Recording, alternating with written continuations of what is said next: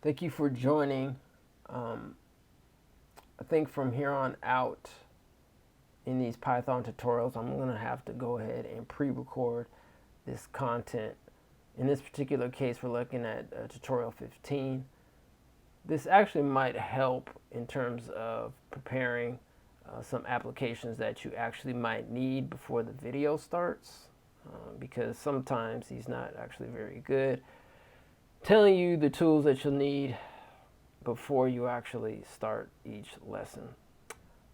But I don't think he mentioned you need the VS Code, which is the Visual Studio Coder. But if he did, then go ahead and download it, or it's already downloaded. If not, we're going to be watching this video that will show you how to download the VS Coder. And then once you download the VS Coder, you're going to need something called a graphiz.extension downloader. And once you have that extension download, you'll be able to actually view the graph that's generated in or from VS Code. So go ahead and watch this video, and it's going to show you how to download the Visual Studio or the VS Code. Here we go.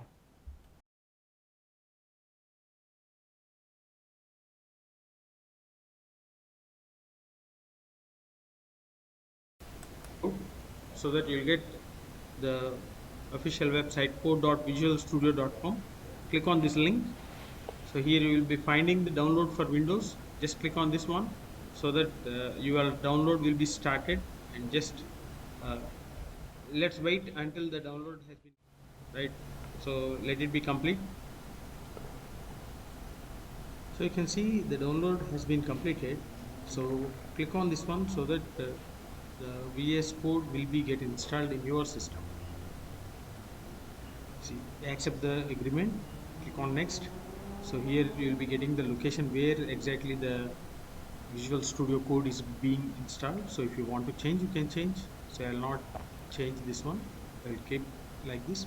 Just click on the next. So do you want to create a start menu folder? So you can create, or if you don't want to create, so just click on this checkbox, click on next. So create a desktop icon, and this is important, add to path. So make sure that is a tick mark with this add to path, otherwise you have to add the path to environmental variables explicitly. So in order to avoid that, just make sure the tick mark is there for this particular add to path, and register code as an editor for supported files. And this is an optional, so based upon your interest, if you want to create a desktop icon, click on this one. So I'll select this one and click on next and install, so that the installation process will be started. And once it was completed, we can launch the Visual Studio Code, which is the IDE for many programs. So you can write the many programs. So you can run Python programs, C, C++, Java, everything in this Visual Studio Code. This is an IDE for all the programming languages, right? So here already there is a tick mark for launch Visual Studio Code. Just click on finish so that the Visual Code will be opened. Yes, so here you can see the Visual Studio Code opened, and here Now that you have the VS Code downloaded from Visual Studio Code, you should be able to now follow accordingly to the video. And I think you should be good. All right, if you have any further questions, you can refer back to this video. And please like, share, and subscribe. All right, let's go. All right, so in this tutorial, we're going to be looking at persisting models. Let's go. So this is a very basic implementation of building and training a model to make predictions.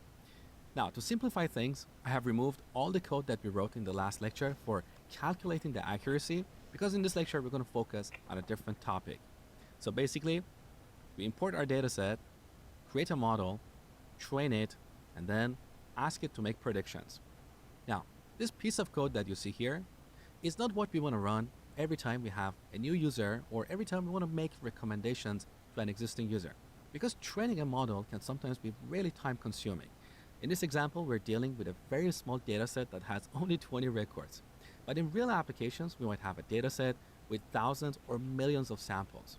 Training a model for that might take seconds, minutes, or even hours. So that is why model persistence is important. Once in a while, we build and train our model, and then we'll save it to a file.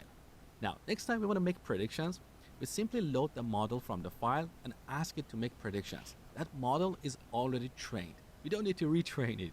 It's like an intelligent person. So let me show you how to do this. It's very, very easy. On the top, from sklearn.externals module, we import joblib. This joblib object has methods for saving and loading models. So after we train our model, we simply call joblib.dump and give it two arguments: our model and the name of the file in which we want to store this model. Let's call that music-recommender.joblib. That's all we have to do.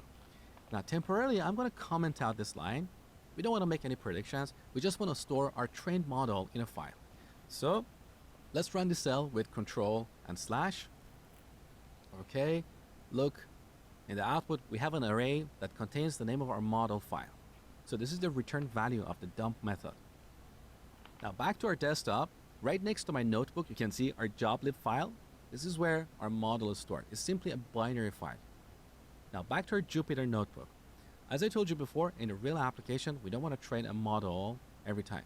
So let's comment out these few lines. So I've selected these few lines.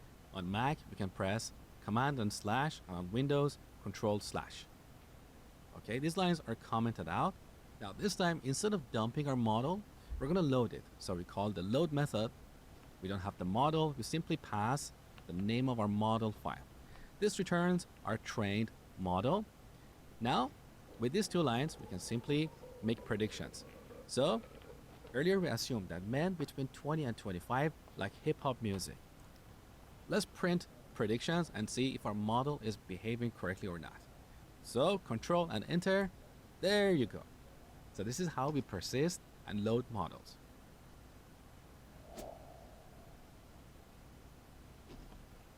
Earlier in this section, I told you that decision trees are the easiest to understand, and that's why we started machine learning with decision trees.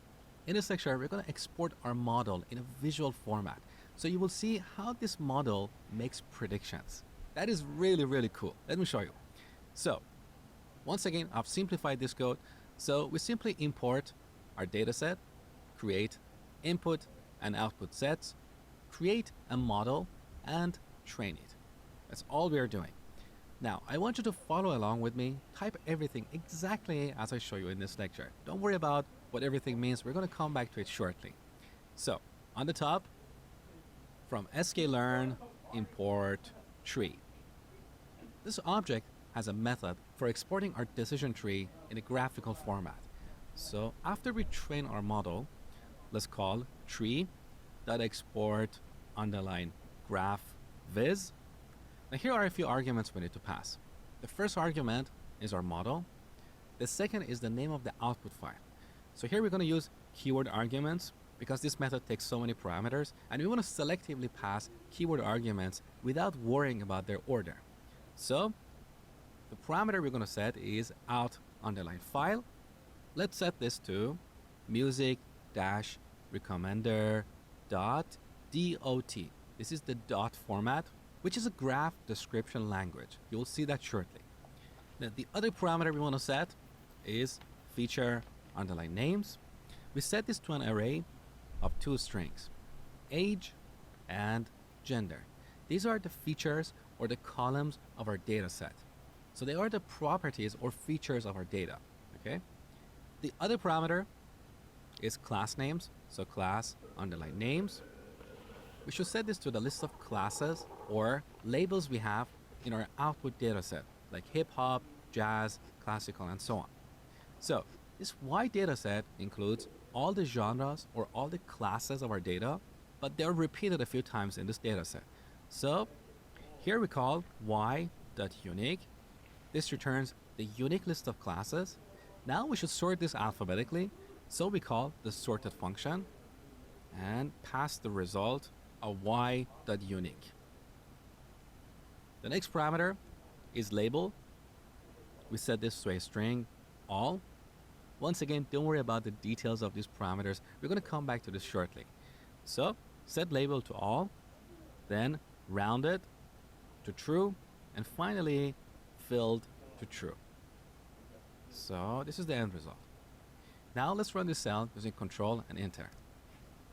Okay, here we have a new file, music recommender dot. That's a little bit funny. So we want to open this file with VS Code. So drag and drop this into a VS Code window. Okay, so at this point, you're going to open up your VS Coder, or if you haven't already, and you're going to follow the instructions and dragging this into the VS or the Visual Studio Coder. So hopefully that helps, and let's continue. Okay, here's the dot format. It's a textual language for describing graphs. Now to visualize this graph, we need to install an extension in VS Code. So on the left side, click the extensions panel and search for dot. Look at the second extension here, GraphViz or dot language by Stefan VS. Go ahead and install this extension and then reload VS Code. Once you do that, you can visualize this dot file. So let me close this tab. All right. Look at this dot here on the right side. Click this. You should have a new menu. Open preview to the side. So click that. All right. Here's the visualization of our decision tree. Let's close the dot file. There you go.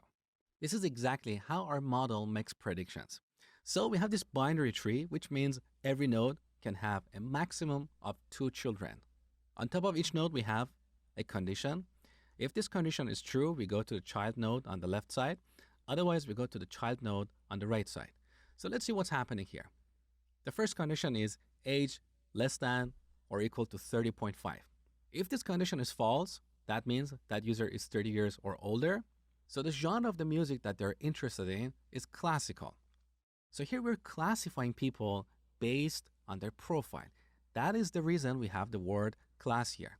So a user who is 30 years or older belongs to the class of classical, or people who like classical music. Now, what if this condition is true? That means that user is younger than 30. So now we check the gender. If it's less than 0.5, which basically means if it equals to 0, then we're dealing with a female. So we go to the child node here. Now, once again, we have another condition. So we're dealing with a female who is younger than 30. Once again, we need to check their age. So is the age less than 25.5? If that's the case, then that user likes dance music. Otherwise, they like acoustic music. So this is the decision tree that our model uses to make predictions. Now, if you're wondering why we have these floating point numbers like 25.5, these are basically the rules that our model generates based on the patterns that it finds in our data set. As we give our model more data, these rules will change, so they're not always the same. Also, the more columns or more features we have, our decision tree is going to get more complex. Currently, we have only 2 features, age and gender. Now back to our code, let me quickly explain the meaning of all these parameters. We set filled to true, so each box or each node is filled with a color. We set rounded to true, so they have rounded corners. We set label to all, so every node has labels that we can read. We set class names to the unique list of genres, and that's for displaying the class for each node right here. And we set feature names to age and gender, so we can see the rules in our nodes. So that was a short and sweet introduction to machine learning. Now you can use the materials that you learned in this section and apply them to solve a different set of problems. Now here's a question for you. What ideas do you have for machine learning? What kind of problems do you want to solve with machine learning? Use the comment box below and let me know. I love to hear about your ideas. Next, we're going to use Python and a popular framework called Django to build a web application.